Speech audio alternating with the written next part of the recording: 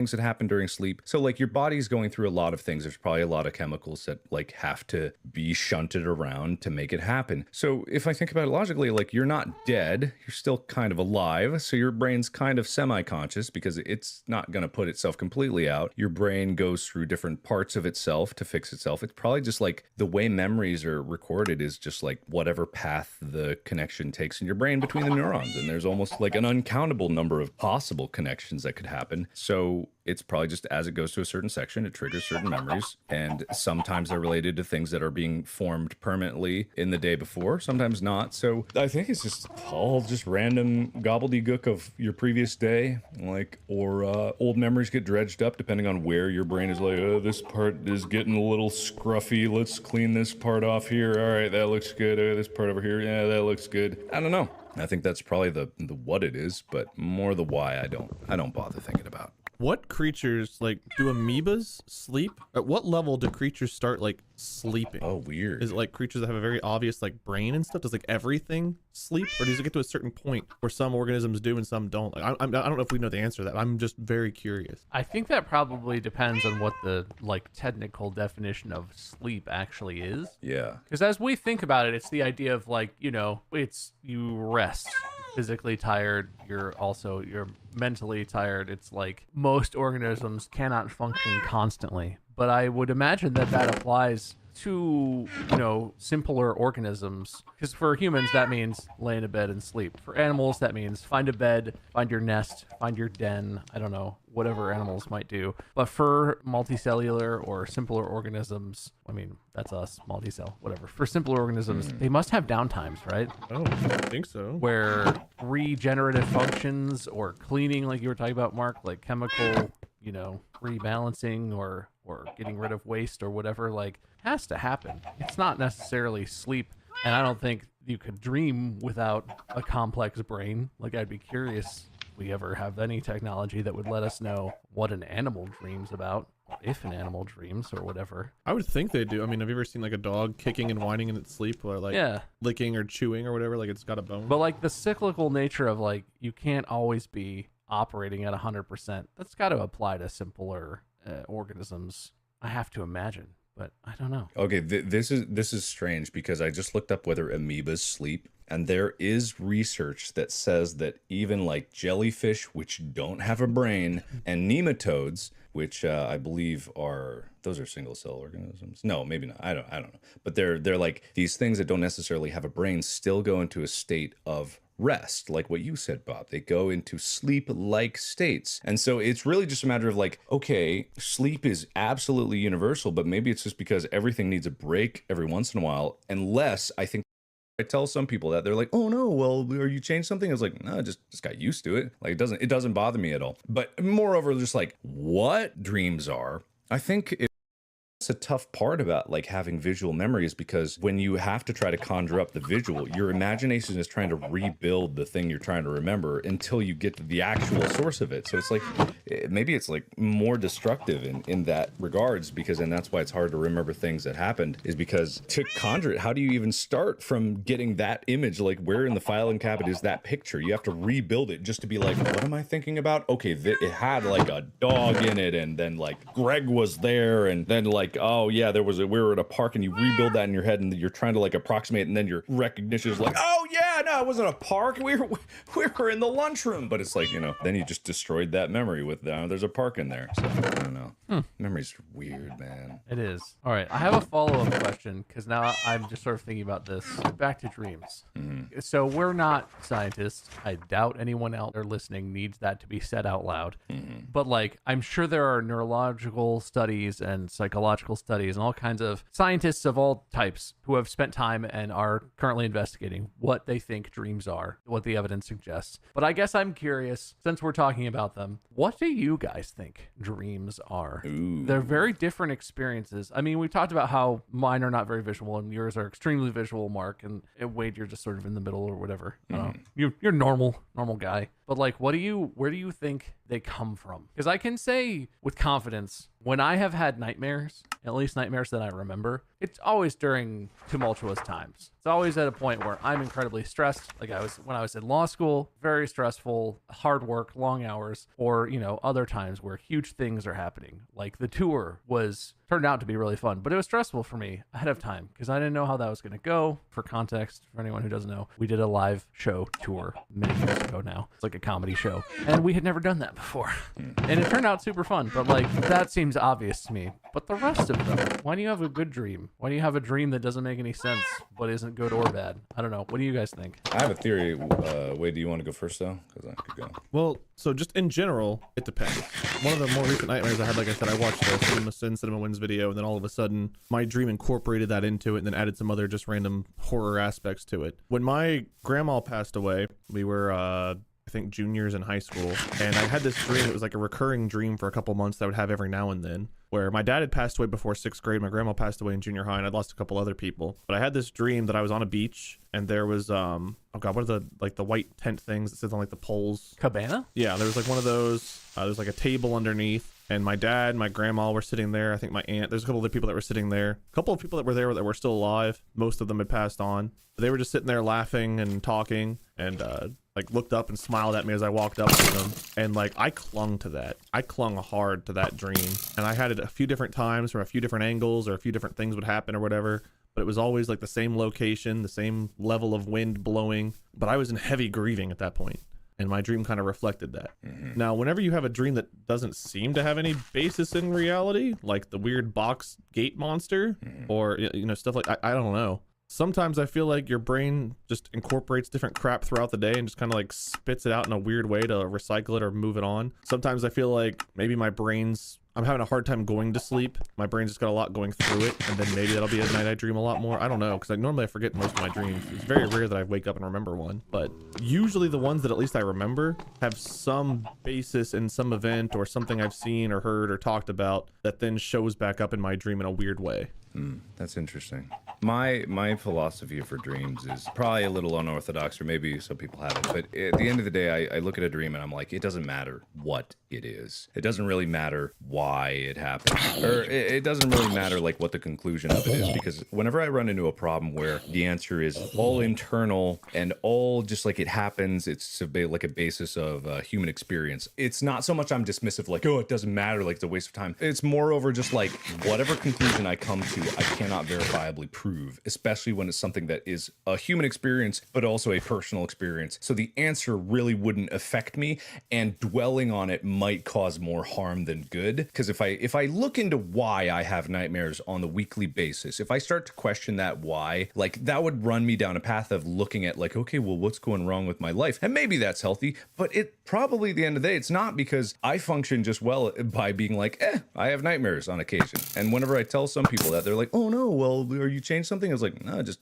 got used to it. Like it doesn't bother me at all. But moreover, just like what dreams are, I think if I look at that question, I have to just like think about, okay, well, what is sleep, right? Because it's what causes dreams. And if I think about it logically, it's probably just your brain has to clean up itself during sleep. There's a lot of things that happen to the human body with like cleaning up, junk from your brain, like waste products, reforming memories, solidifying connections of the previous day, repairing stuff. There's a lot of immune system things that happen during sleep. So like your body's going through a lot of things. There's probably a lot of chemicals that like have to be shunted around to make it happen. So if I think about it logically, like you're not dead, you're still kind of alive. So your brain's kind of semi-conscious because it's not going to put itself completely out. Your brain goes through different parts of itself to fix itself. It's probably just like the way memories are recorded is just like whatever path the connection takes in your brain between the neurons. And there's almost like an uncountable number of possible connections that could happen. So it's probably just as it goes to a certain section, it triggers certain memories. And sometimes they're related to things that are being formed permanently in the day before, sometimes not. So I think it's just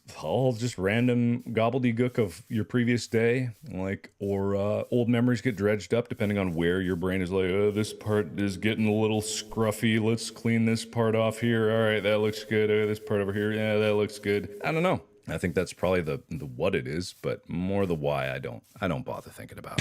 What creatures, like, do amoebas sleep? At what level do creatures start, like, sleeping? Oh, weird. Is it like creatures have a very obvious, like, brain and stuff? Does, like, everything sleep? Or does it get to a certain point where some organisms do and some don't? Like, I don't know if we know the answer to that. I'm just very curious. I think that probably depends on what the like technical definition of sleep actually is. Yeah. Because as we think about it, it's the idea of like, it's you rest. You're physically tired. You're mentally tired. It's like most organisms cannot function constantly. But I would imagine that applies to, simpler organisms. Because for humans, that means lay in a bed and sleep. For animals, that means find a bed, find your nest, find your den. I don't know, whatever animals might do. But for multicellular or simpler organisms, I mean, that's us, multicell, whatever. For simpler organisms, they must have downtimes, right? No, you think so? Where regenerative functions or cleaning, like you were talking about, Mark, like chemical,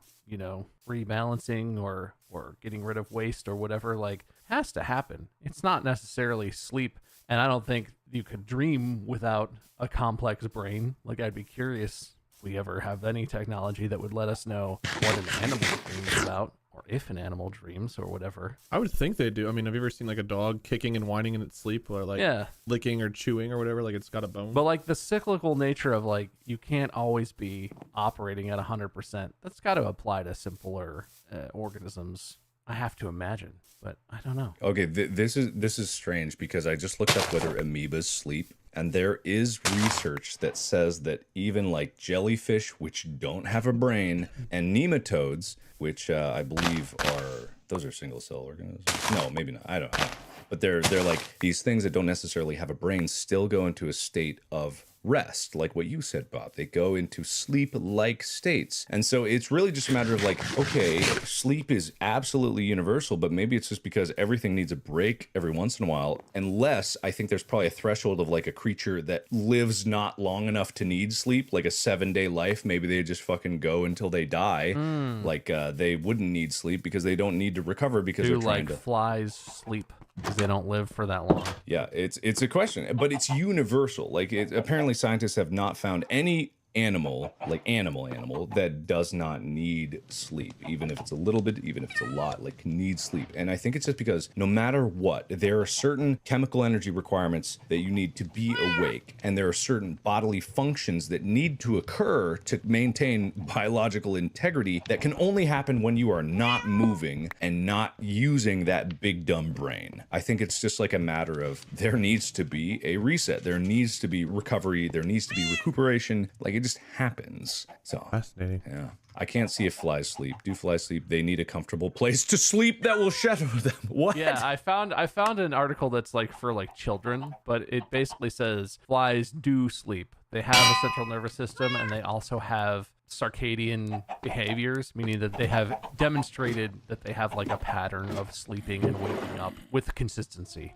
which is interesting. Weird. Do you think they dream? Oh, I don't like it. I don't like it. I can't imagine. Just a big old poo-poo platter. I mean, so it's very human of me, but to answer my own question, I kind of generally agree with you, I guess, Mark, on the same train. Yeah. I feel like, and this is coming from Mandy, my wife Mandy, I really think dreams are more active than people might think. I don't think you go to sleep and your brain just does whatever it wants and dreams come up, because Mandy can go to sleep and like maybe she forgot to set her alarm, or she set her alarm for a PM, or her phone dies or whatever. She wouldn't do that, but if she did, she could still wake herself up in time for work, for a meeting or something that she knows that she has. She is like still conscious while she's asleep. She has absolutely like had a long day, been exhausted, gone to bed, and forgot that there was like an early thing the next day, with no alarm or anything, woken herself up like half an hour before the thing and just been like, I have to get ready and go to this. Oh yeah. And like, so I think that, it's not the same as being awake and conscious. Yeah. There's some level of like consciousness, obviously, that still happens while you're asleep. And I think dreams come from that, which is why, nightmares in general, I feel like it's fair to say spawn from bad days or from stressful times or as a result of grief. Like, you know, you're worried about something, you're afraid of something. I think whatever you're experiencing during the day sort of carries over. And it's like, you know, like you said, Mark, it's like processing, converting your short-term memories into long-term, or dealing with and trying to clear like the cache of what's in your mind from the day. Yeah. I have no idea how that might work because I know even less about brains than neurologists do, and they don't know that much at this point about how the details of everything works. But like, it just seems like it comes from consciousness. It's just so driven by the day. But like you said, Mark, it's also abstract because it's uncontrolled, right? When you're conscious and you're thinking about something, if you're afraid of something or stressed, you're thinking about it, and you might have a unrealistic fear or you might have an abstract fear, but you're at least awake and guiding that enough to be like, okay, well, that is scary, but I'm not going to let that, you know, spin out of control. I'm not going to focus on that. I'm going to keep focusing on what I can control. Yeah. Keep working or you know, try to fix this or whatever. But when you're asleep, you're not controlling that. And so stuff spins out of control on its own. Something that might not dominate your consciousness while you're awake becomes a crazy ass dream, or something that you're interested in that you're thinking about critically while you're awake becomes this weird, fascinating, abstract thing that you dream about that's super exhilarating. Like, I feel like it comes from that, but the technical details with that, someone should really figure that shit out. Yeah, and there's definitely like a whole category that we haven't touched on, which is lucid dreaming, and that's something that I have only had a few experience of it, but I've also never tried to actively achieve lucid dreaming, because it's also something that I look at and I'm like, it sounds fun,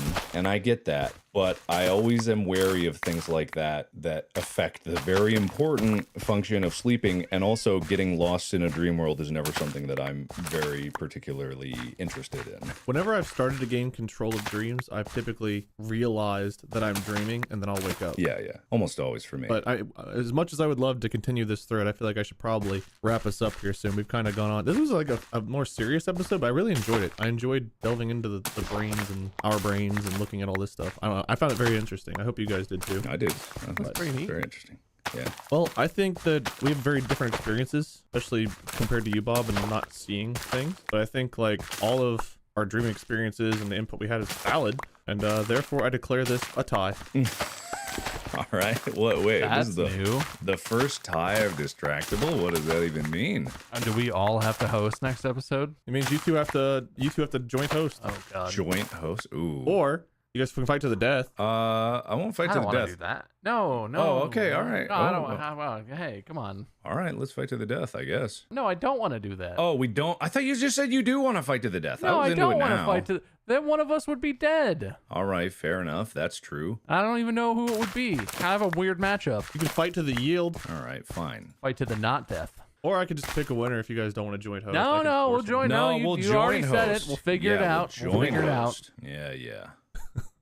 Oh yeah. All right. Well, thank you, Mark and Bob. I appreciate your guys' input. I think dreaming is a very fascinating thing. Something I looked at, like when I took a psychology class in high school. I talked about dreaming a lot with the teacher. So hopefully all you guys out there listening, share your experiences with us too, whether it's social media, whatever have you. Hopefully it was interesting for all of you guys. Thank you all so much for listening to Distractable. Make sure you're subscribed to the podcast on every platform it's on. Download and listen to it every episode multiple times. Check out our sponsors. Subscribe to What Elf so you always know when there's a new episode. And follow What Elf Media for the latest updates. You can also follow our socials. We're on YouTube and Facebook and Twitch and that kind of thing. Yeah. Thank you guys. Thank you. Bye. Podcast. Out!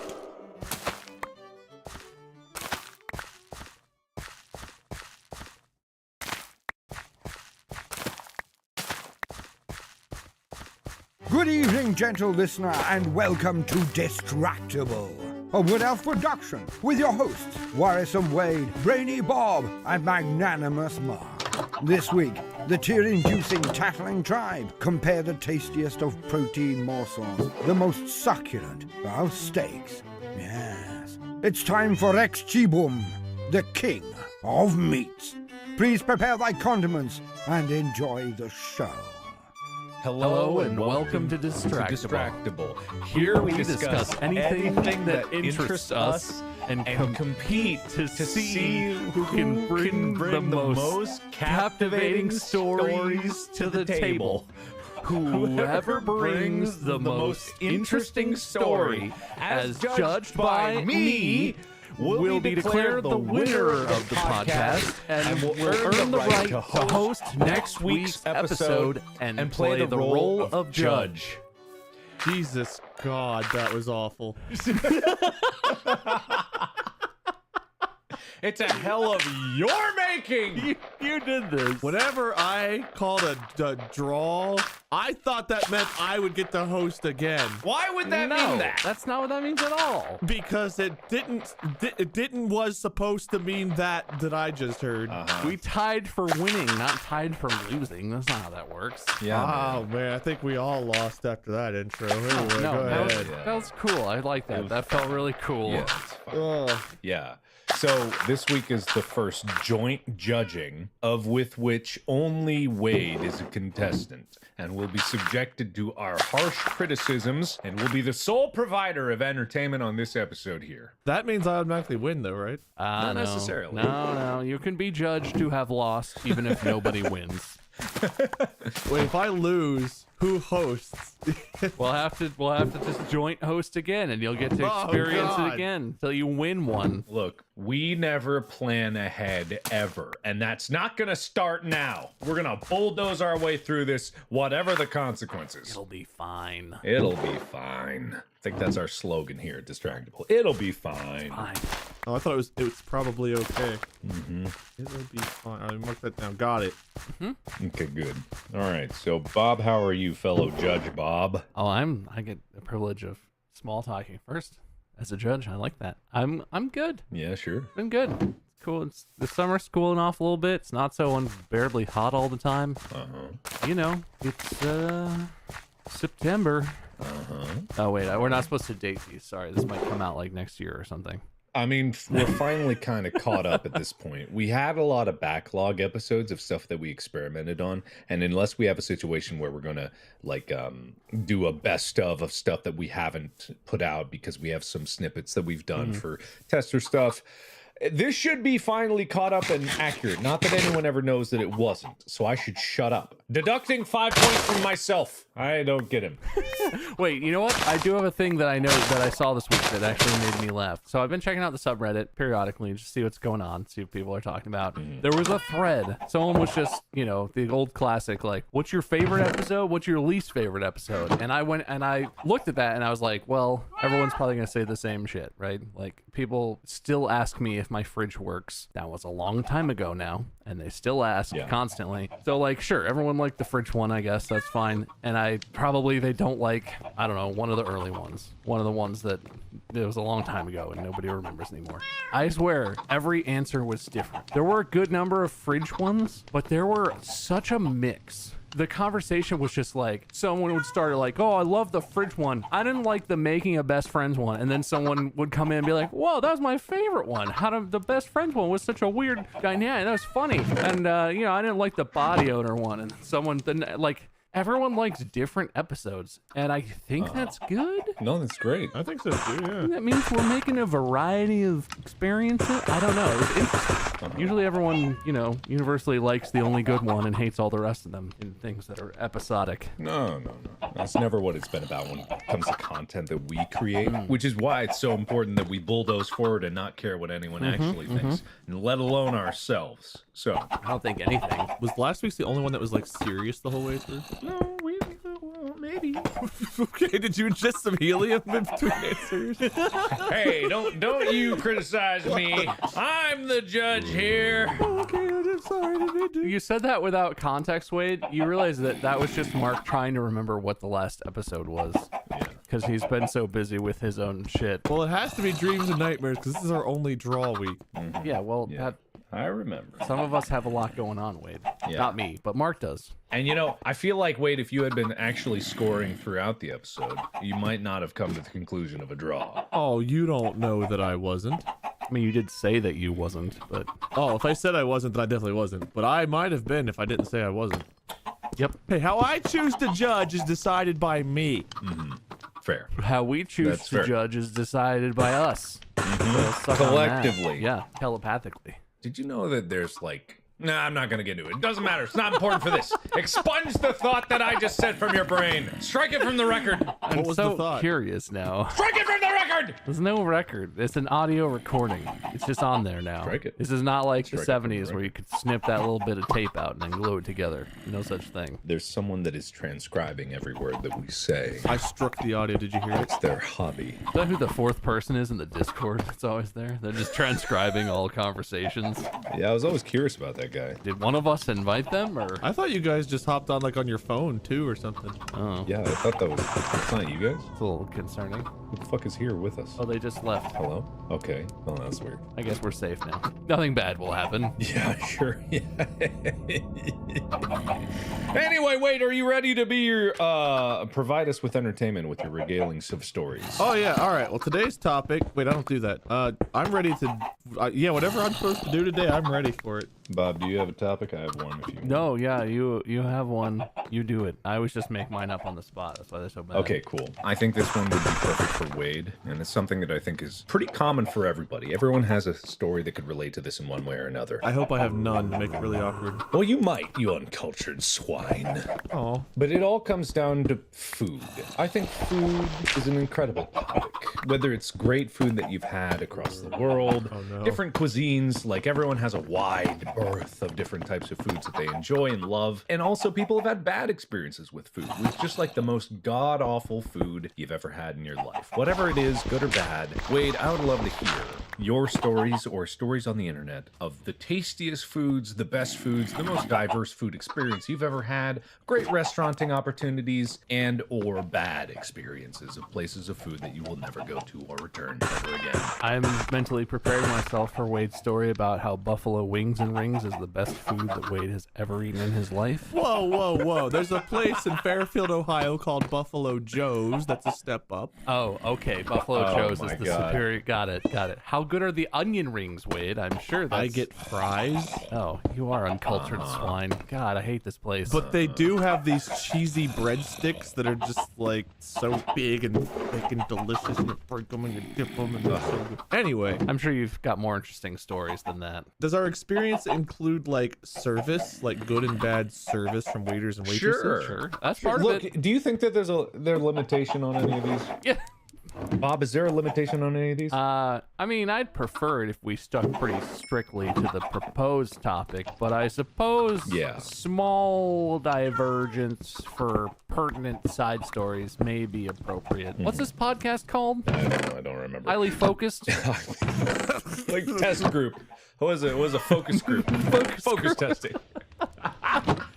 Dude, if we were going for an ironic name, focus group Yeah, would yeah, be a banger of title. Oh, it's too late. We're pretty much committed to the dumb one, so All that's right, fine. wait, no, but we're claiming focus group as a podcast name for a future podcast. I'm claiming that. That's our second podcast that we make in a couple of years where we shock people with how intensely focused we can be if we want Oh my to god, be. what if that's like the bonus content like podcast or the name for the bonus content we put out, like focus testing or focus group? Try hard PvP podcasting. Oh, Oh man.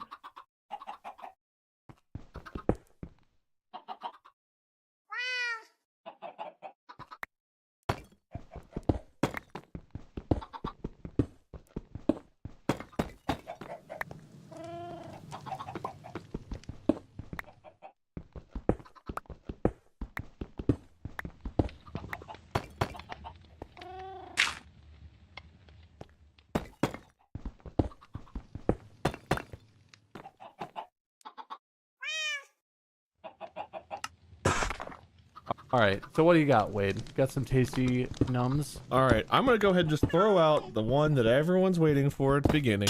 The fact that my entire life I have not really found much Mexican food that I've enjoyed, and I know it's like the most popular food type, and everyone loves it, and everyone loves to rag on me for not liking it. But the thing that comes to my mind the first time people bring up food people love and hate is the fact that every time, virtually every time I either meet somebody new or someone that I know doesn't know that I don't like tacos and stuff, stuff, the first thing they say is, "Oh, you've just not tried a real one." Every single time. You've not been to a real Mexican restaurant. And then I'm notoriously taken to what they consider to be a real Mexican restaurant, where they home cook it and they hand me a taco or an enchilada or a burrito or whatever. I take a bite, it tastes like rotting rectum, and then they're like, "Oh, well, that must have, I don't know, been a bad batch or something." Well, there's always an excuse. I'm not allowed to not like Mexican food, and I'm glad everyone else enjoys it. I am. There is literally no way that you hate all Mexican food. That's probably true. So I took 4 years of Spanish in high school, and I actually prepared a couple of Mexican dishes because they had a day where we'd like bring something in, and I made this dish called pollo con piña. I think it's like chicken and pineapple. I don't know if I made it right, but I made it, and it tasted really good. It was almost like if I remember right, this is like 15 years ago, but if I remember right, it was kind of like a stew almost.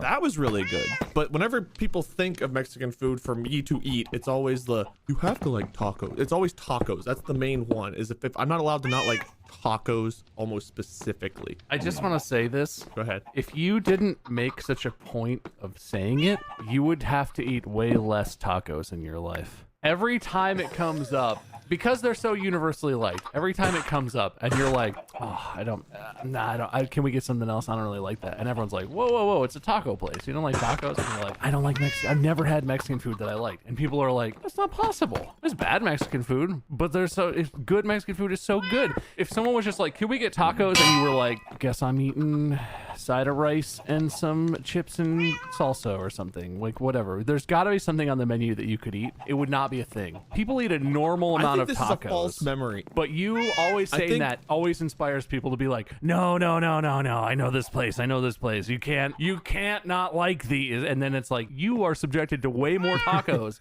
because you always are like, "Oh, I hate tacos." And everyone's like, "It's not possible."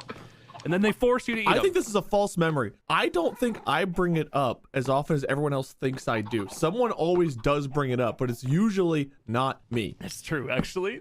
You brought it up today. No, that is true, though. You brought it up. Well, it's the topic today. I said food. I totally have memories of like tour stuff, or like when we were in LA before prepping for the tour, and someone was like, "Oh, let's just get like Chipotle catering or something. There's a big group. Let's just," and you didn't say a word, and someone was like, "Oh, Wade hates Mexican food." Yeah, and it started a whole thing. That's what usually happens.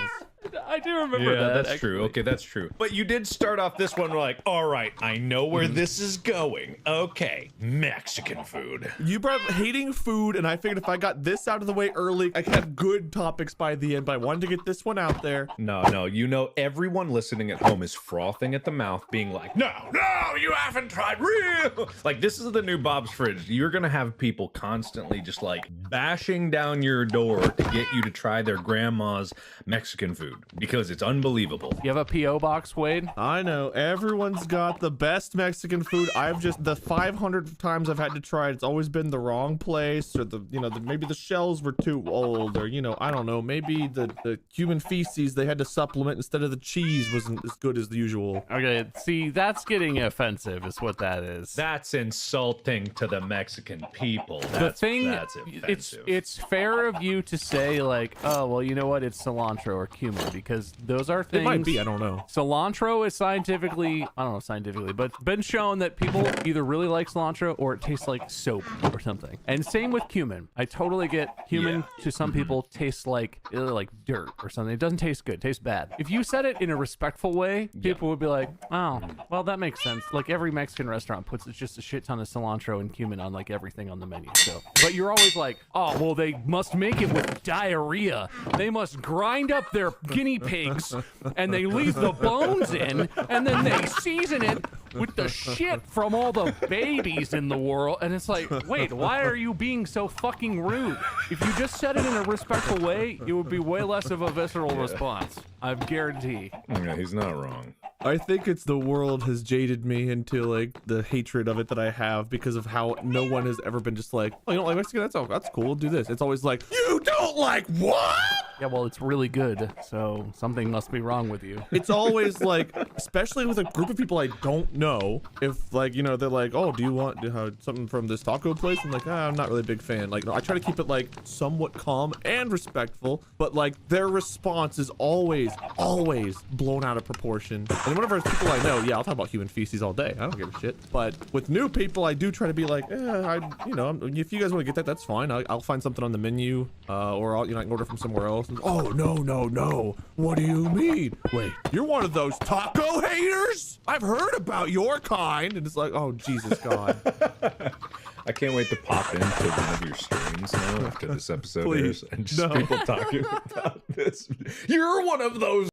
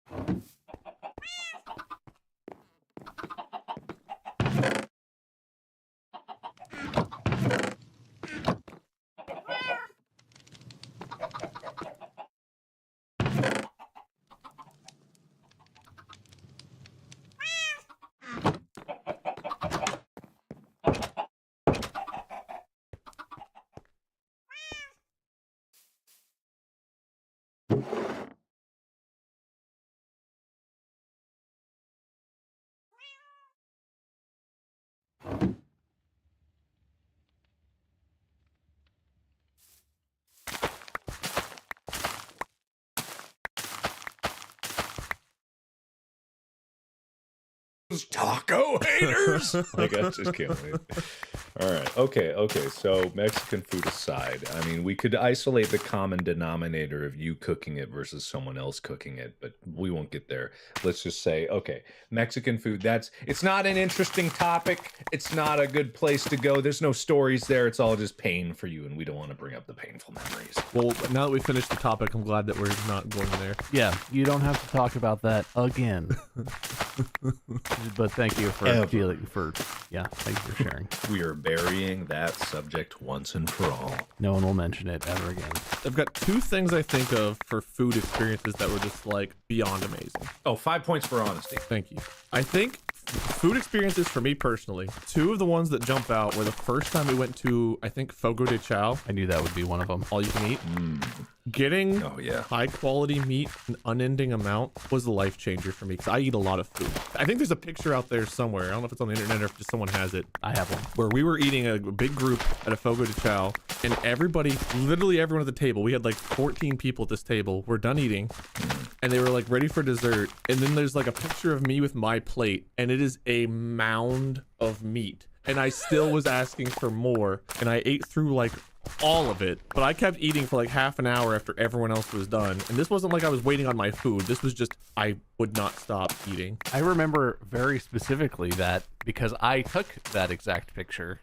Oh, was it because you? It was at the Fogo de Chao in San Diego while we were on the West Coast leg of the tour.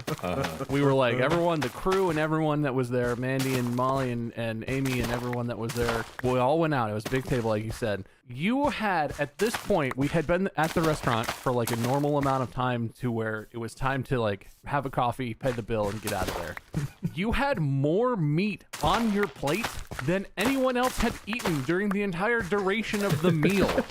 It's not like this is a place where they carry around huge like 5-pound hunks of like whatever, like sirloin and racks of things, and it's huge, right? Big piles of meat. It's not like you had a plate where every square inch was covered with one layer of meat. Your meat was stacked up 6 or more inches on top of your plate. You had like a Jell-O mold of meat sitting on top, And I want to say, and you ate it all. for the record, and I can't believe I'm you not did. a slow eater. This was not because I was eating No, slowly. you ate a lot before that, and you ate sides. There's like a cold salad bar, and there's like hot side. All the potatoes, yeah. You ate everything, dude. I am big. I'm a big, like, overweight guy. I eat a lot. I could pound, a couple of cheeseburgers. I could do work. I could eat a bunch of chicken wings. I was sitting there watching you eat, and I was like, oh, there's no way he's gonna eat all. Oh my god, he's eating all that. Oh, what's this? That's not possible. Me, a guy who's eaten like a whole large pizza in like one sitting, and been like, I'm gonna have some dessert. It's fucking unbelievable. And you're skinny. I mean, you're not like super ripped workout guy, but you're a skinny dude. You're tall and skinny is how I would describe you. And you eat like a monster. And I don't understand it. And I'm glad you enjoyed it, but holy shit, is it impressive to watch. God, it's true, because anyone at home listening who's been to a Brazilian steakhouse, you have to understand that when you have a table of that size, there are constantly people at the table offering meat. It's not like if you're there with 4 people or like a family or just 2 people where they come around every like 3-4 minutes, a new person comes around. There was always someone orbiting our table with a stick full of meat, and Wade said yes every time. He would beckon them from across the table. Like, oh yeah, over here, top sirloin. Yeah, me. He would like, I was talking to him like across the table, and I'd see like half of the time he was looking at me, half the time he was scanning the room for the next meat that was incoming. Like, his eyes just like They have like 16 cuts of meat. If I miss one person, I might miss that cut. If you've never been to this Brazilian steakhouse, it's one of those things too where there's not like 50 staff people. There's like maybe 7 or 8 guys who bring the meat around. So they bring different stuff, right? They come out, they go back to the kitchen, they get something. They all got to know very quickly that they fucking better stop by Wade and give him at least 2 pieces. Most of the time, like Mark was saying, they come out and they're like, hey, you want some this? You want to? And then people are like, nah, not that. Nah, I'm pretty good. Every time they're like, we got to go to this guy. And of course, Wade was on the end of the table near the wall. I remember we were sitting on the end of the table and you were on the very corner seat right up against the wall. So they had to come around behind you and like reach out. Those guys saw a real show that day. I wonder if there's ever an occasion where one of them ran out of meat just before they got to Wade, and they saw the death in his eyes, and they were like, "Oh, I'll go get some more. Bring some wings. Bring some Bring chicken some wings. wings." I actually eat less chicken wings than everything else there, I think, but the chicken wings are really good. The chicken wings are good. I just wish at the end of that, they saw all that meat on the plate, and at some point those guys were like, he's not going to eat all that. We're just going to throw that away. That's wasteful. And you polish that shit off. And then one of them just comes out of the kitchen with the huge crown and just sets it on your head, and the whole staff circles around the table. And they do a little dance and sing, and there's a drum, and then they walk away, and you just win. You just win Brazilian Steakhouse. For 30 years, we've held on to this crown, never expecting anyone to wear it. It's sort of a gimmick. We had this crown as like king of meat. No one will ever accomplish enough to be king of meat. But then we saw what you did today, and our manager was like, he did it. He's the king. Give him the crown. Actually, those swords that they just have a big meat pit in the bottom of their restaurant. They just open it up wherever they find one of these. They'll ask Wade to go to the back and pull the giant sword that's in the middle of it. Like, if you are truly the king of meat, pull the sword from the meat, and you shall be crowned. The next time you go to a Fogo, they see you and there's like whispers. Everyone kind of looks at you and you're like, oh shit, this is weird. This is awkward. Maybe they recognize us. Maybe they from the podcast. Maybe they listen to the podcast. I don't know. And then you sit down and you're eating your meal. You eat your ungodly amount of meat. At some point, out of nowhere, a cage falls from the sky. You're trapped. And then they bring you back into the meat pit and they chuck you in there and lock the door. And they're like, we throw meat down here when it's the end of the day, okay? Extra stuff that's been out for too long. This is where we get rid of it. You eat it now. You get rid of that for us, okay? That's your job. You live here. Oh, God. A side thing from what you just said, but I yearn for the day where someone is recognized purely for their podcast voice. Like, they've never seen this person's face, but they're like, wait a minute. Hang on. Say tacos full of baby poop one more time. Wade, it's you! God damn it. Anyway, sorry. Anyway, Wade eats a shit ton of meat. It's crazy. Yeah. So Molly and I just celebrated 9 years together, and we went to an expensive place. We went to one of Jeff Ruby's places in Cincinnati, and you guys have never been there, eaten there. It's expensive for 2 people to dine there. It's anywhere from if you get like a expensive steak, whatever. It's like $200 to $300 for 2 people to dine there before tip. So it's pricey. I've been there, like, I can count on one hand the number of times I've been there total in my entire life. But we went there for our anniversary, dating anniversary, not wedding. And we each got a 12-ounce filet. Molly didn't want a 12-ounce filet. She's like, I kind of want a smaller one. I was like, no, get the 12-ounce. So we're eating. We get an appetizer. They bring out like these 3 big meatballs, and I eat 2 of the 3 meatballs. I eat half a loaf of bread. Then they bring out the steaks and the sides, and I eat my full 12-ounce. Molly eats maybe like 4 to 5 ounces of her 12-ounce, and then I get it. And I didn't eat the whole thing. I actually saved a little bit of it. What? Well, for her to have as leftovers, because we had a little bit left over sides. For the record, I could have eaten everything, but she really likes their mac and cheese, and I knew she would want some later, so I didn't finish the mac, and I was like, well, maybe she'll want some potatoes and like a bite of steak. So I saved her like a rabbit's helping of food. But I ate my steak, which is a 12-ounce. I ate at least half of hers, which is probably, let's call it 6. That is how fractions work. So I think I ate 18 ounces of meat, plus the 2 meatballs, plus, probably half to 3/4 of the potatoes and mac. And then we got like a dessert brought out to us because it was our anniversary. They brought us out like this little free dessert, which was cool. And then we ordered a dessert. And after all of that, I was like comfortable, not stuffed, but comfortable. And 18 ounces of meat without including the meatballs. And like I said, these are big meatballs. These are, I don't know how to quantify the weight of a meatball, but I mean, it's about the size of a normal filet, I guess the meatball would be. So I ate a lot of food and was still comfortable. I could still do it, what I'm trying to say. I've not lost my touch. Okay, 3 points for your incredible self-control. I think that's respectable. Thank you. Self-control. But I mean, bro, it's like, let's mac and cheese. I can count on one hand the number of times I've been there total in my entire, never. Leave for there. That's been out for too long. This is where we get rid of it. You eat it now. You get rid of that for us, okay? That's your job. You live here. Oh god. Aside thing from what you just said, but I yearn for the day where someone is recognized purely for their podcast voice. Like they've never seen this person's face, but they're like, wait a minute. Hang on. Say tacos full of baby poop one more time. Wade, it's you. God damn it. Anyway, sorry.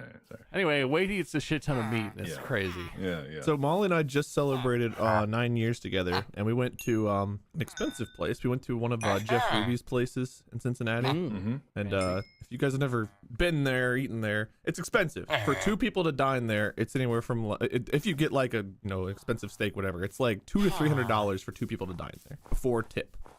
So it's pricey. I've been there, like, I can count on one hand the number of times I've been there total in my entire life. But we went there for our anniversary, dating anniversary, not wedding. And we each got a 12-ounce filet. Molly didn't want a 12-ounce filet. She's like, I kind of want a smaller one. I was like, no, get the 12-ounce.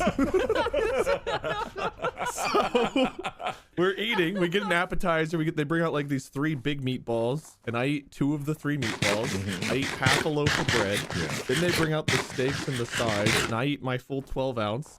Molly eats maybe like 4 to 5 ounces of her 12-ounce. And then I get it. And I didn't eat the whole thing. I actually saved a little bit of it. What? Well, for her to have as leftovers, because we had a little bit left over sides. For the record, I could have eaten everything. But she really likes their mac and cheese. And I knew she would want some later. So I didn't finish the mac. And I was like, well, maybe she'll want some potatoes and like a bite of steak. So I saved her like a rabbit's helping of food. But I ate my steak, which is a 12-ounce. I ate at least half of hers, which is probably, let's call it 6. That is how fractions work. So I think I ate 18 ounces of meat, plus the 2 meatballs, plus, probably half to 3/4 of the potatoes and mac. And then we got like a dessert brought out to us because it was our anniversary. They brought us out like this little free dessert, which was cool. And then we ordered a dessert. And after all of that, I was like comfortable, not stuffed, but comfortable. And 18 ounces of meat without including the meatballs. And like I said, these are big meatballs. These are, I don't know how to quantify the weight of a meatball, but I mean, it's about the size of a normal filet, I guess the meatball would be.